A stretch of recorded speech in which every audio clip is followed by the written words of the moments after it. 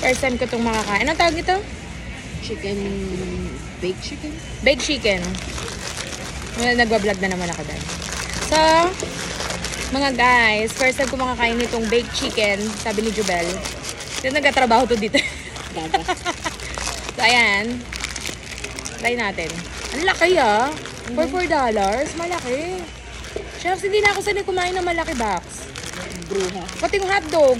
Parang sobrang tagal. Is it a baked? Yeah, I know it's a baked dish. Yeah, I think it's baked chicken na. Parang crunchy siya. Chicken baked, chicken baked. Chicken baked. Okay na rin yun. Baked chicken, chicken baked. Basta nandun yung dalawang word. Char. Bruha. Niyati ko natin.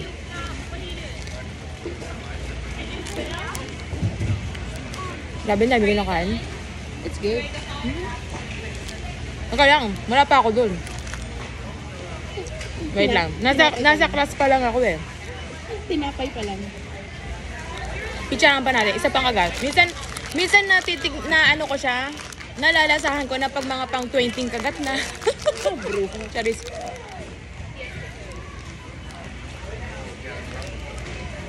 Ah, parang siyang ano ba? Yung masarap! Masarap na siya.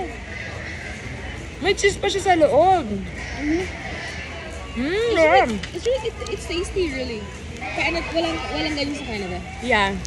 So, wala raw ganito sa Canada. Survey says, meron ba? Wala. No, wala. Sarap, $3.99. Ang laki. Yes. Ang laki ah. For sharing na to eh. No? Gusto mo?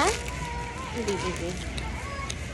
My God, ang sakit ng tiyan ko nito mamaya. Ang dami ko kinain ngayon. Nai-stress ako eh. Dito ka ba mamaya? Hindi. Okay.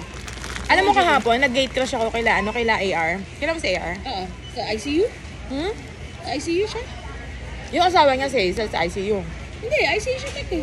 Atik ba si AR sa ICU? Oh, what happened?